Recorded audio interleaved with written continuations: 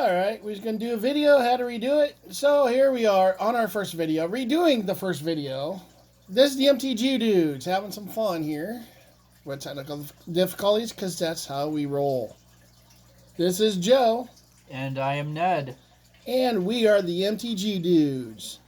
And we are today going to talk about non-black, or black non-creature spells. There we go. And we're going to start off with honorable mentions. Again, quick disclaimer, this is our opinion, and this is what we think. If you have a difference in opinion, let us know what cards you would put in the top 10, top 5, top whatever, and go from there.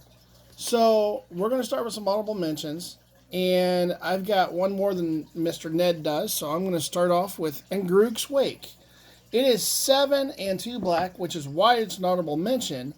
But look what it does. It destroys all creatures you don't control and all planeswalkers you don't control. So basically, it clears the board for 9 mana. It's a sorcery, so it's on your turn.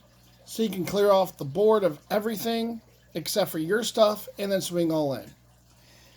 Yeah, it's not a bad play in a mono black deck, but if you're playing 2 or more colors, there are better options than 9 mana to do this, but it's a good play some of the time, so it should be at least considered if you're going only black in your deck, because black doesn't have very many things that'll clean off the board the way white does. So that is my number one. Got a nice little spot on that card. That is my number one honorable mention. Next one we're going to go to is this little bad boy. Grave Betrayal. This one is another heavy mana cost, that's why it's honorable mention, but this is an enchantment, so it's going to stay on the field unless someone removes it. Whenever a creature you don't control dies, return it to the battlefield under your control with an additional +1/+1 counter on it at the beginning of the next end step. The creature is a black zombie in addition to its other colors and types. Black has a number of instant death cards. There's Murder, there's Eviscerate, there's Fatal Push. So if you're going to play those cards, definitely have a Grave Betrayal, because they'll come back into play on your side of the board. It's a good call, but again, the mana cost is kind of heavy, so that's why it's honorable mention. Black is known for its kill spells, but then you also look at what it does. It sacrifices, which this card's not going to affect your own creatures, but you look at the different colors and what black is usually used with, it's more in the control type. So you're constantly getting rid of somebody else's stuff. And so, yeah, I agree with you. Even in a non-black monocolored deck, to have 2 black and then 5 mana is pretty easy to do, especially if you splash it with green. You know, maybe you're going after flying creatures to protect your deck. So, yeah, there's just a lot of things you can do with this card to really protect your stuff and to really attack and be aggressive on the control aspect of it, and just get your stuff and just get the opponent's stuff on your side of the board. The last honorable mention we're going to talk about, and this is a card I really, really have grown to like, but it's not one I use very often. Again, these are honorable mentions, and I think all 3 can be agreed upon that it's because of the mana cost. But I have done self-mill, and I've also done a full mill deck. And in a 60-card deck, which some of the cards I'm going to be looking at is more for geared toward a 60-card format, which there's modern, standard, blah, blah, blah. But this is one of those I like to use more in a mill control type deck. But it is 4 and 3 black. But it's a sorcery. You put 4 of these in the deck, and you can really take somebody's life down to almost 0 really quickly. But you target player draws cards equal to half the number of cards in their library and loses half their life, round up each time. So let's say they have 13 life, and they have, you're looking at 60 cards, so they're about 49 cards in their deck. You're going to look at the upper part of each number So at 13 life, you're going to lose the higher part of the number, which is 7. And out of 49 cards, you're going to make them lose 25. Um, Again, you need it in a deck that's going to be super fast with mana and really pour on the mana. But look what all it does. You draw cards, you make the person draw cards equal to half their number of cards in their library and lose half their life. So half of those cards are probably going to be discarded at the end of the turn. And losing half that life, you can really do a number on that turn. Yeah, it's also handy for your side of the board. If you have an infinite mana combo, go ahead, draw half your deck, and then start laying things down. You can really flip the script if you use it on yourself and you have a means of casting the majority of what you draw. I have this in the one of my modern decks called the Lotus Field, and yeah, it's all about getting that one specific card so that you can play it and win the game. So, yeah, as an honorable mention, it's a good call, but you don't necessarily, you're not going to get that 7 mana early in the game very often. So, honorable mention is the right place for this guy. All right, we're going to move into our top 5 on each side. So top 10. Um, we're not putting these in any particular order. We're just going on a list. But let's start with the easiest one to talk about, Vorpal Sword. Vorpal Sword. This is an equipment. 1 black to cast, 2 black to equip. Equipped creature gets +2/+0 and has Death Touch. For 5 colorless and 3 black, until end of turn, Vorpal Sword gains when equipped creature deals combat damage to a player, that player loses the game. This card has actually won me a few games, and specifically with blue because they have the most unblockable creatures, but there is one in black called the I think it's the Changeling Outcast. He's only 1 black to play. He's a 1/1, but he's unblockable. So you equip this on an unblockable creature, swing, game over. It's a brilliant card. I'm a little surprised they had the courage to make it only 1 mana to play, but it's exceptional in how quickly it can end the game. It is definitely a nice card and can definitely be a pain in the butt. I mean, you think about it, that touch, that call right there makes it hard for you to want to block it because you block it with you have an 8/8 on the board and they're hitting you with a 3/1. They only need 1 damage and that creature's dead. So you don't really want to lose your big creatures to something like this. But if you don't have much on the board, you definitely don't want to take damage when it's Death Touch. Or you don't want to take damage from a creature that has Death Touch because that kills your creature. So you'd rather take the damage, but making it so you can lose the game, yeah, that's kind of a lose-lose situation there. It's also a nice decoy if you equip it on something that is not your commander, because you could again potentially win through commander damage because they're so focused on not letting the Vorpal Sword do its thing.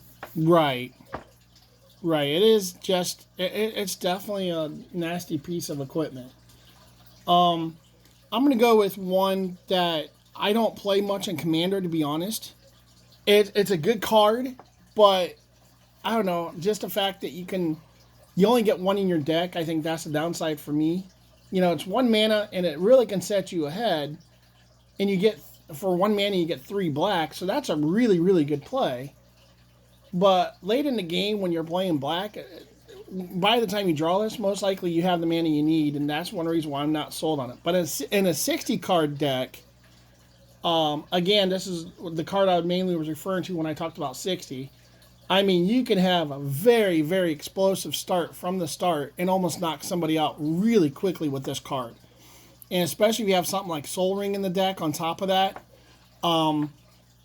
I'm not sure what all Soul Ring's legal in, but I know me and Ned has played a couple games where we had this with the Soul Ring, and on turn one, I mean, you're looking at what, 4 mana to play something, and most likely you're going to get something that's going to pretty much take over the game pretty quickly. Just a really, really fast-paced card that can really take over a deck right from the beginning really quickly in a 60-card format. Yeah, it's excellent for deck acceleration if you're playing a format where you can run 4 of them. I have it in a few of my modern decks, and it's a good call a lot of the time. So we're going to go ahead and move on to the next one. There's a lot of different cards that does this, but this is your baby right here. Diabolic Tutor. 2 colorless and 2 black. Search your library for a card, put it into hand, then shuffle your library.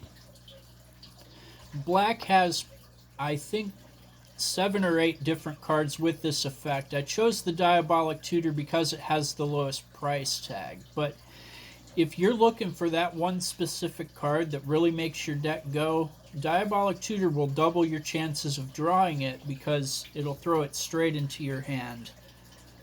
So, again, if you're playing black as a solo color, this is definitely a good way to go because you'll get what you need a whole lot faster. It is. There's so many tutor cards in Magic, and especially in Commander, you're talking about 40 cards. 40. You're talking about 100 cards. Sorry. And one of the worst things I hate doing with a tutor is to get a land. But it is so handy the fact that you can get whatever you need. And if it's mana you need, yeah, it kind of stinks to get it. But I mean, it could be a Soul Ring. It could be just a basic land that, or a multicolored land. It could be a basic. I mean, whatever you need, this card is going to get it to you. Whether it's this one, Vampiric Tutor, some of the other ones, but they all do the same thing. They search for a card, and yeah, it's just a good play. Yeah, there's Grim, Diabolic, Demonic, Vampiric, there's Covetous Prize, there's Mastermind's Acquisition. All of them do the same thing for different amounts of mana, and sometimes you have to pay life, but the Diabolic Tutor is the one I chose because of the price tag. Yep. We're going to go ahead and move on to the next one. This card is one I've used, but very sparingly. And do I not have it on there? Did I miss it? I think I did. Give me a second here. We're having technical difficulties. We're going to pause this. And we're back. For us, it was about a minute or two. For you guys, it was like 10 seconds. But anyway, Victimize is my next choice. It's a real simple one. 2 and a black sorcery. Choose 2 target creatures in your graveyard. Sacrifice a creature. Any creature on your board. It could be most likely a token. And then if you do, return the chosen cards to the battlefield tapped. So basically, it's a 2-for-1 for 3 mana. Get rid of a token you got, and maybe you're getting back Crypt Ghast and Captivating Vampire. I mean, you get 2 cards and you get rid of a token, maybe a 1-1, 2-2. You can get a lot of value for this card. Yeah, it's definitely a good call because black creatures, generally speaking, have such low toughness. You'll need to be able to get them back from the graveyard, and this is definitely one of the most efficient ways to make that happen. The other thing I want to bring up is the fact, black does a lot of different things really well. And 2 of the things that it does really well is it has a lot of spells, whether it's card draw or bring stuff back from the graveyard or even just making people sacrifice stuff. But it's really good at making you sacrifice creatures. So black is one of the best aristocrats, which means you sacrifice something for a goal. And that's one thing it does really well. The other thing it does really well, on top of the kill spell, the targeted kill spells, and the other stuff we've mentioned, is the fact it's also really good at bringing stuff back from the graveyard. Grave Robber, I think that's it. Grave Digger, I forget what all they are, but yeah. And this card's another one where you're just constantly going in the graveyard and pulling stuff out.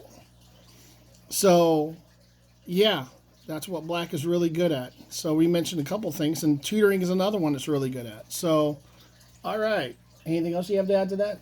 Not really. Excuse me. So, next one we're going to get to is one we've mentioned on other videos. Mr. Ned, it is your turn. Bolas' Citadel. This is a legendary artifact for 3 colorless and 3 black. You may look at the top card of your library anytime, and you may play the top card of your library. If you cast a spell this way, pay life equal to its converted mana cost rather than paying its mana cost. Then you can tap and sacrifice 10 non-land permanents to make each opponent lose 10 life. This guy is really fun for helping you burn through your deck. In a game of Commander, you have 40 life, and black has several cards with life link, so it's not overly difficult to play sometimes 5 or 6 different spells from your library on one turn. It's a tremendous value, and as long as you have the means of gaining the life back or winning the game, go ahead, pull that trigger as often as you can, because it'll speed you up and your opponents probably won't be able to compensate. The other thing I want to bring up about this card is, let's say you're getting your butt kicked and everybody's targeting you. It's also a card that can also, and we've mentioned it before, but it's also a card that is also really good at self killing yourself, basically kamikaze type attack. I'm just gonna hit you, and I'm just gonna get rid of everything I've got and do some damage, or I'm just gonna kill myself and say screw you. You're not getting the benefit of the doubt for winning. We're gonna take the fun away from you. But yeah, it does a lot of things like that. It's just a card that is kind of a time bomb in your own hand at the same time if you don't have life gain. So, speaking of life gain, the next one we're going to talk about is one of my favorites, Bastion of Remembrance. It is a really, really nice enchantment for black, I think. And that goes along with the Bolas of Citadel, because it doesn't give you a lot, but it does give you a little bit of life gain, and it also drains your opponents. So whenever Bastion of Remembrance enters the battlefield, create a 1/1 white human soldier creature token. It is an enchantment for 2 and a black, and whenever a creature you control dies, each opponent loses a life and you gain a life. Again, we talked about aristocrats where you're constantly sacrificing stuff. This is one of the cards you want in a deck like that, because you're gaining life and making your opponents lose life. It's a very nice card, and it's a very, very effective and cheap spell to play. You're not going to get much on the turn it plays, but as the game goes on, you're gaining more and more value from it because of what it does. Yeah, and it doesn't matter how your creature dies. As long as it dies, the opponents will lose that life and you will gain the life, be it through sacrifice or through combat. You're going to gain life from it.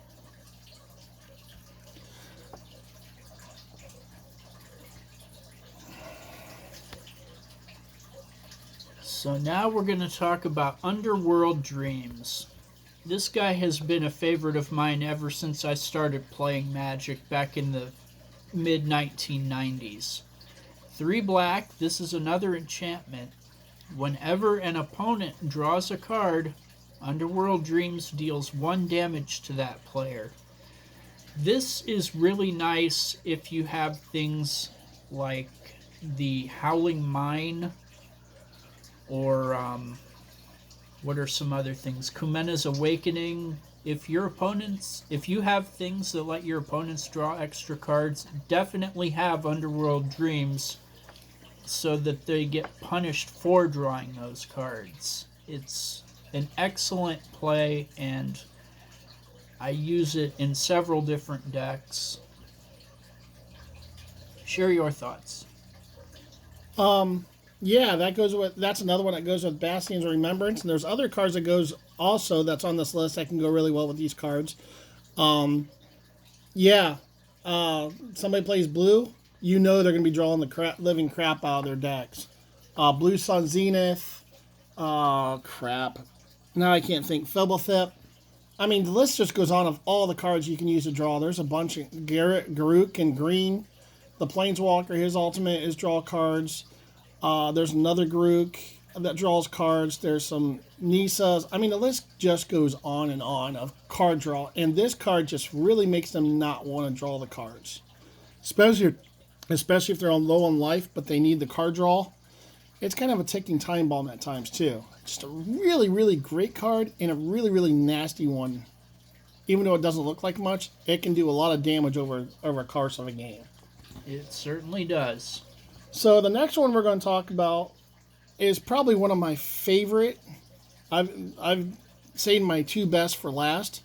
Torment of Hailfire hasn't necessarily won me games, but this card is a beast of a card, and the more mana you put into it, the more value it gives you, and it is just nasty. It's an X spell, so it's an X and 2 black. So whatever mana you put into X, repeat the following process X times. Each opponent either loses 3 life unless they sacrifice a non-land permanent or discards a card. So you have 3 things you could do, make your opponents do. None of them are fun. Lose life, sacrifice a non-land permanent, or discard a card. Either way, everybody except for you has to do that. It's not fun, it's nasty, and it can really give you a heads up in the game, so to speak. Yeah, it's definitely a painful card because you make that X, say, even 7 or 8, it's a difficult choice you make 8 times, so you will have an advantage after everybody's done making their sacrifices, be it life or permanence or discarding. So it should definitely be in just about every black deck. And the price tag is a little steep, but manageable in most cases. I know when you play this with a green deck, with all the mana ramp you can do, it's very easy to make people lose the whole board really quickly. And if they don't, they could be dead. So it's just a nasty card. And when this comes out, most likely most people are not going to have a lot of cards in hand either. So the discard's going to be they're going to be limited on their choices. So yeah, this card is just a nasty, nasty card. Which one are we on with you? We're going to go to the next one. Are we done the last one?